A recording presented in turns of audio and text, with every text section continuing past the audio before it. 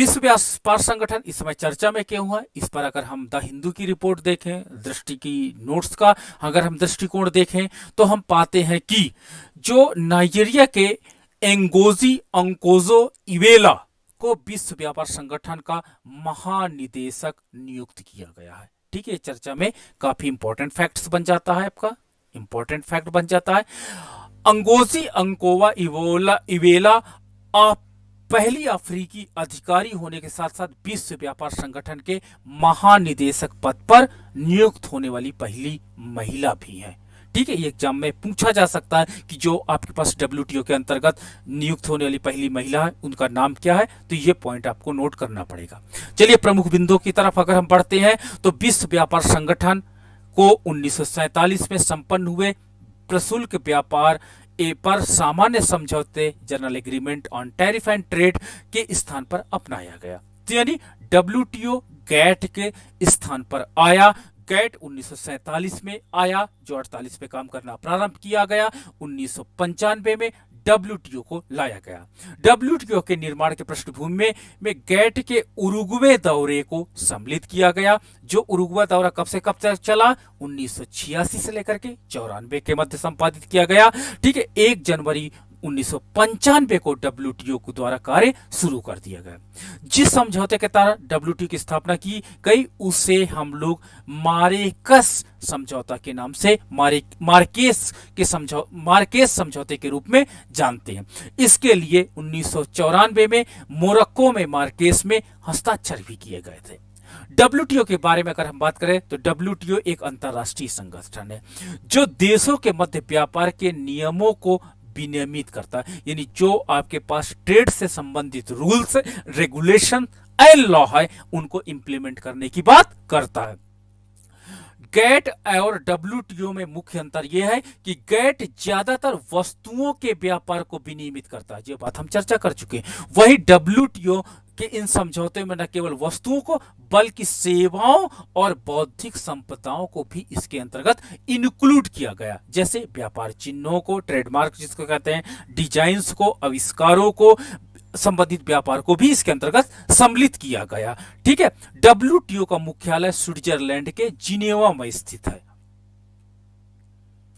सदस्य डब्ल्यूटीओ में यूरोपीय संघ सहित 164 सदस्य वर्तमान में शामिल है, जिसमें ईरान, इराक, भूटान, लीबिया आदि 23 देशों को पर्यवेक्षक का दर्जा भी प्राप्त है।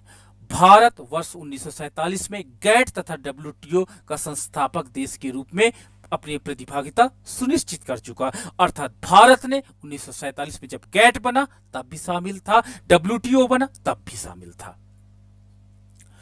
शासी संरचना की अगर हम बात करते हैं, मंत्रिमंडल सम्मेलन की बात करते हैं, तो डब्ल्यूटीओ की संरचना में मंत्री सम्मेलन सर्वोच्च प्राधिकरण है। हर 2 वर्ष के अंतर्गत सभी मंत्री मिलकर के किसी भी मुद्दे पर चर्चा करते हैं और उसका एक बेस्ट रिजल्ट की तरफ जाते हैं, जिसका गठन डब्ल्यूटीओ के सभी सदस्यों से मिलकर के होता है। इसके सभी सदस्यों को कम से कम हर 2 वर्ष में मिलना अनिवार्य है।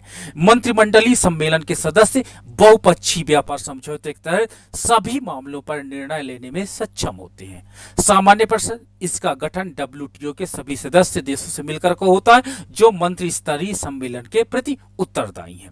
विवाद समाधान निकाय और व्यापार नीति समीक्षा निकाय, सामान्य परिषद का आयोजन मुख्यतः 2 विषयों को ध्यान में रखकर किया गया।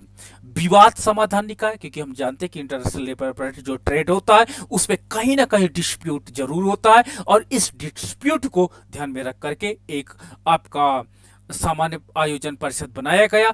इसके मध्य विवादों को समाधान हेतु अपनाए जाने वाली प्रक्रियाओं का संचालन किया जाता है। और दूसरा व्यापार नीति की समीक्षा निकाय, इसके द्वारा डब्ल्यूटीओ के प्रत्येक सदस्य की व्यापार नीतियों की नियमित समीक्षा की जाती है।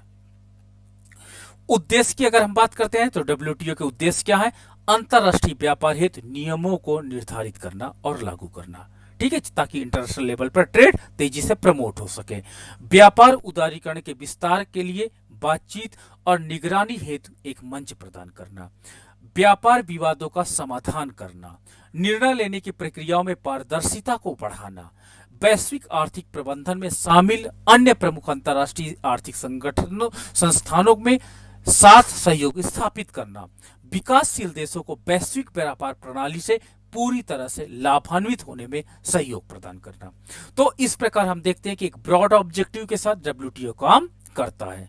अगर हम बात करते हैं डब्ल्यूटीओ की वैश्विक सुविधाओं को, तो डब्ल्यूटीओ वस्तुओं और सेवाओं के वैश्विक व्यापार हेतु बाध्यकारी नियमों का निर्माण और सीमा पर व्यापार गतिविधियों को बढ़ाने हेतु सर्वथाएं सुविधा प्रदान करता है। डब्ल्यूटीओ न केवल व्यापार मूल्यों को बढ़ाया, बल्कि व्यापार और गैर व्यापार बाधाओं को समाप्त करने में भी मदद करता है। बेहतर आर्थिक विकास 1995 के बाद विश्व व्यापार मूल्य में लगभग 4 गुना वृद्धि हो चुकी है। ठीक है, देखिए तो वर्ल्ड लेवल पे काफी ज्यादा हमारा ट्रेड संपादित होने लगा, जबकि विश्व व्यापार में वास्तविक वृद्धि 2.7 गुना तक हुई है।